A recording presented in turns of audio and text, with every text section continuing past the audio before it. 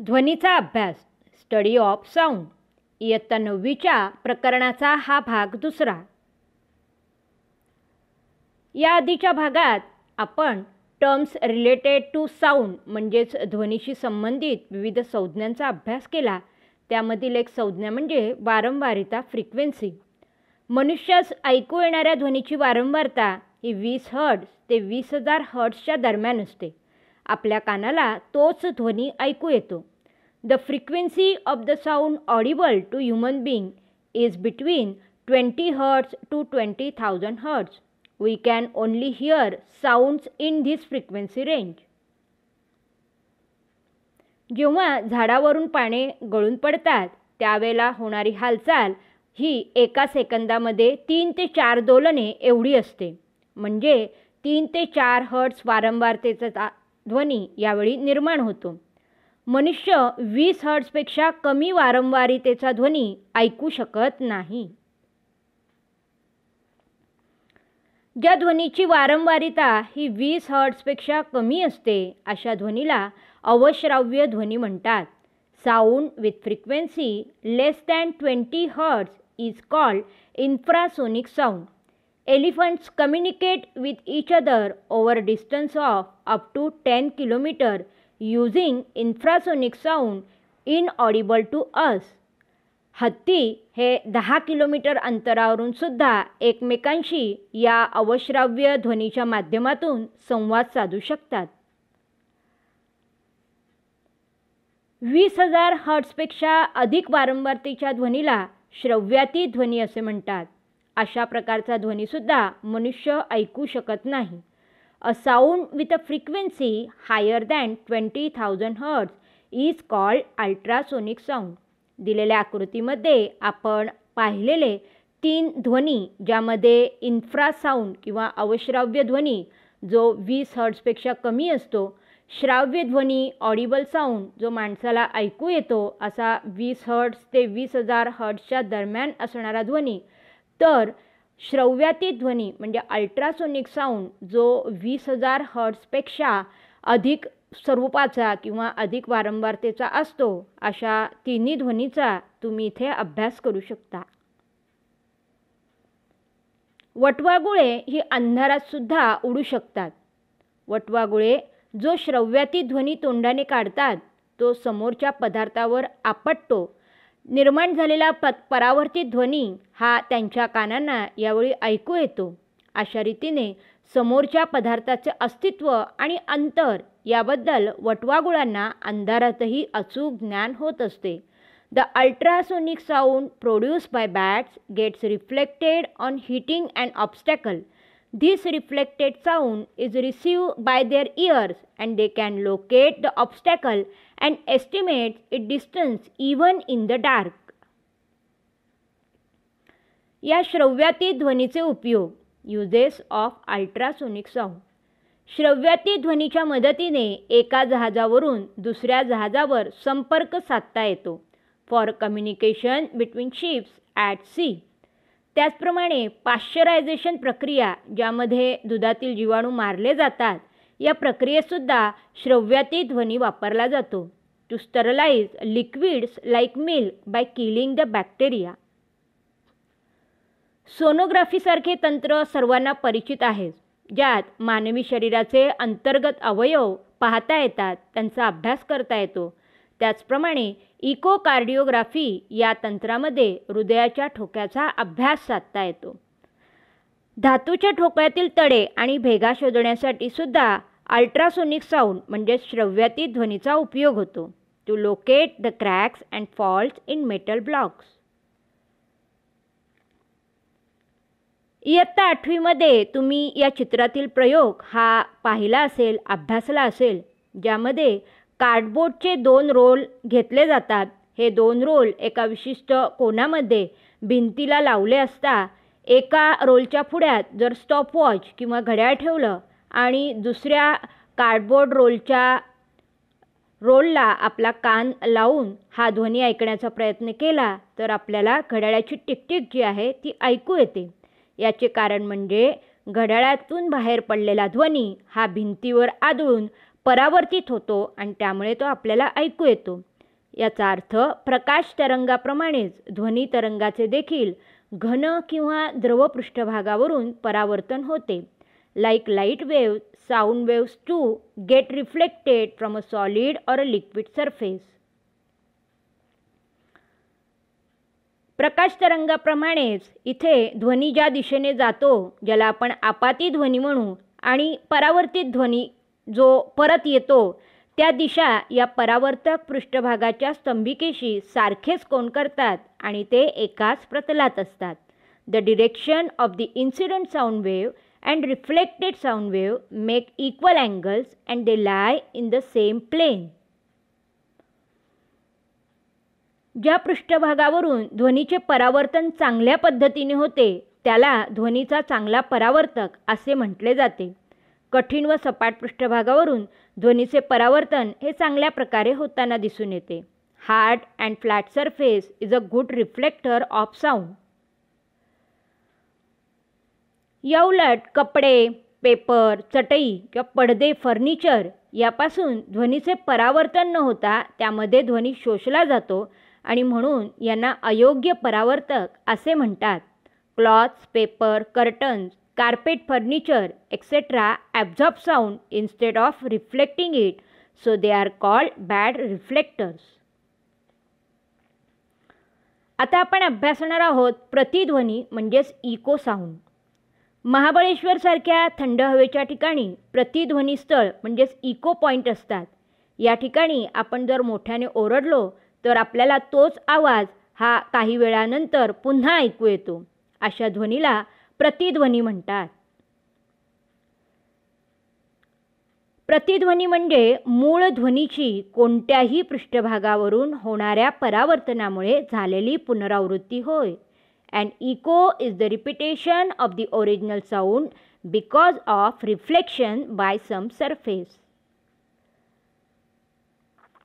प्रतिध्वनी ऐकू येण्यासाठी आवश्यक बाबी. Important factors to get a distinct echo. 22 degree Celsius तापमानाला ध्वनीचा हवेतील वेग हा साधारणपणे 344 मीटर पर सेकंद असतो. ध्वनी अडथळ्यापर्यंत जाऊन पुन्हा श्रोत्याच्या कानापर्यंत 0.1 सेकंदापेक्षा जास्त वेगाने पोहोचला तरच आपल्याला तो स्वतंत्र ध्वनी ऐकू येतो. मात्र चित्रात दाखवल्याप्रमाणे जर हा ध्वनी 0.1 यापेक्षा कमी वेळात म्हणजेच 0.01, 0.02 सेकंद या कमी वेळामध्ये तो आपल्यापर्यंत पोहोचला तर मात्र आपल्याला प्रतिध्वनी ऐकू येतो. यासाठी ध्वनीच्या पृष्ठभागाचे अंतर किती असावे हे पाहण्यासाठी इथे आपण एका सूत्राची मदत घेतोय. ते म्हणजे अंतर बरोबर वेग गुणिले काल. Distance is equal to velocity into time. Velocity वेग याआधी आपण पाहिला आहे तो म्हणजे 344 मीटर पर सेकंद इंटू गुणिले टाईम जो आहे तो इथे आहे 0.1 सेकंद आणि या दोघांचा गुणाकार केला तर तो येतो 34.4 metre.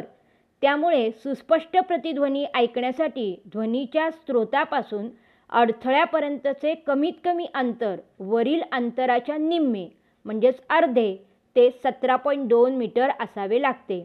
The reflecting surface should be at a minimum distance of half of the above, that is 17.2 meter. या आधीच्या भागात आपण बघितलं की 22 डिग्री सेल्सिअस तापमानाला आपल्याला प्रतिध्वनी ऐकू येतो, पण वेगवेगळ्या तापमानाला ही अंतरे वेगवेगळी असू शकतात कारण ध्वनीचा वेग हा दिवस व रात्रीच्या तापमानानुसार बदलताना दिसून येतो.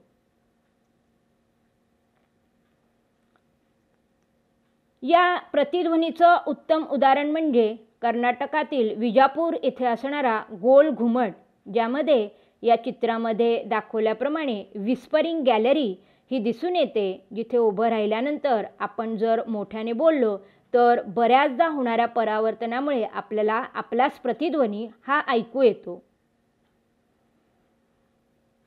वर्गात मात्र निर्माण झालेला प्रतिध्वनी आपण ऐकू शकत नाही. We cannot hear the echo produced in a classroom. याचं कारण म्हणजे वर्गात समोरच्या भिंतीमधील अंतर किंवा छताची जमिनीपासूनची उंची 17.2 मीटरपेक्षा कमी असते. In classroom the ceiling is not so high and the distance between the opposite wall is usually less than 17.2 metre. निनाद. इमारतीचे छत आणि भिंती यावरून ध्वनी तरंगाचे पुन्हा पुन्हा परावर्तन होऊन ध्वनी तरंग एकत्र येऊन सतत जाणवेल असा ध्वनी तयार होतो.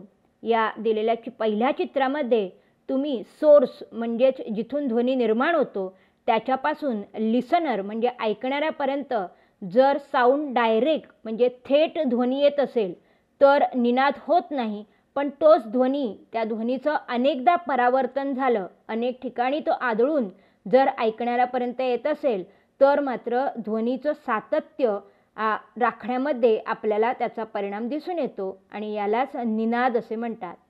Sound waves get reflected from the walls and roof of a room multiple time. This causes a single sound to be heard not once but continuously and this is called reverberation. म्हणूनच अनावश्यक निनाद टाळण्यासाठी चित्रपटगृह किंवा सभागृह यांची छते ही वक्राकार स्वरूपात बनलेली असतात. Ceilings of concert halls and cinema halls are curved to avoid undesirable reverberation. Otherwise, pitch of music will not be heard distinctly. यावर आधारित एक उदाहरण आपण अभ्यासू. उदाहरण आहे, सुनील 2 भिंतींच्या मध्ये उभा आहे. त्याच्यापासून सर्वात जवळची भिंत 660 मीटर अंतरावर आहे. तो ओरडल्यानंतर 4 सेकंदानंतर त्याला पहिला प्रतिध्वनी म्हणजेच पहिला इको ऐकू येतो आणि नंतर 2 सेकंदानंतर दुसरा प्रतिध्वनी ऐकू येतोय. तर ध्वनीचा हवेतील वेग किती असेल आणि 2 भिंतींमधील अंतर किती असेल? What is the velocity of sound in air and what is the distance between the 2 walls? यामधल्या दिलेल्या बाबी गिवन म्हणजेच भिंतीचं अंतर जे आहे 660 मीटर, प्रतिध्वनी ऐकू येण्यास लागलेला कालावधी आहे 4 सेकंद. आता ध्वनीला भिंतीपर्यंत जाण्यास लागलेला कालावधी हा प्रतिध्वनी ऐकू येण्याच्या कालावधीचा निम्मा असणार आहे. त्यामुळे आपण 4ला 2ने भागणार आहोत. आपला भागाकार येईल 2 सेकंड. वेग बरोबर अंतर भागिले काल, velocity is equal to distance upon time. या सूत्रानुसार आपलं डिस्टन्स आहे 660 आणि आपला कालावधी आहे 2. 660ला 2ने डिवाईड केलं तर भागाकार येतो 330 मीटर पर सेकंद आणि हाच आपला ध्वनीचा हवेतील वेग velocity of sound in air आहे. उदाहरणातल्या दुसऱ्या भागात आपल्याला विचारले की 2 भिंतींमधील अंतर किती असेल? What is the distance between the 2 wall? हे अंतर काढण्यासाठी आपला जो सुनील आहे हा 2 भिंतींच्या मध्ये उभा आहे. त्यामुळे आपल्याला 2दा म्हणजेच D1 पहिले अंतर अधिक D2 दुसरे अंतर करावं लागेल. इथे अंतर आपण विचारात घेतोय त्यामुळे सूत्र जे आहे त्या सूत्रात थोडासा बदल होईल. वेग गुणिले कालावधी VT1 प्लस VT2. इथे वेगवेगळे कालावधी आहेत त्यामुळे आपण T1 आणि T2 घेतले. मात्र वेग जो आहे वेलॉसिटी जी आहे 330 ही आपण मगाशी काढली. आता T1च्या ऐवजी आपण घेणार आहोत 4/2 प्लस T2 यासाठी आपण घेणार आहोत 6/2. हे 6 म्हणजे पहिला आलेला प्रतिध्वनी हा 4 सेकंड आणि दुसरा प्रतिध्वनी हा 2. 4 + 2 6 होते म्हणून आपण इथे 6/2 घेतलं आहे. त्यानंतर 330 आपण तसेच ठेवतोय. 4/2चा भागाकार आपला होईल 2 प्लस 6/2 6/2चा भागाकार होईल 3 आणि 2 + 3 = 5 म्हणून आपली नेक्स्ट स्टेप असणार आहे 330 × 5 मीटर आणि या दोघांचा गुणाकार अर्थातच 1650 1650 मीटर जे आपल्या 2 भिंतींमधील अंतर डिस्टन्स बिटवीन द 2 वॉल्स असणार आहे. अशा रीतीने या भागामध्ये आपण ध्वनीशी संबंधित सर्व प्रकार अभ्यासले. या पुढच्या भागामध्ये ध्वनीचा कोणकोणत्या तंत्रज्ञानामध्ये कोणकोणत्या टेक्नॉलॉजीमध्ये वापर होतो याचा आपण अभ्यास करणार आहोत.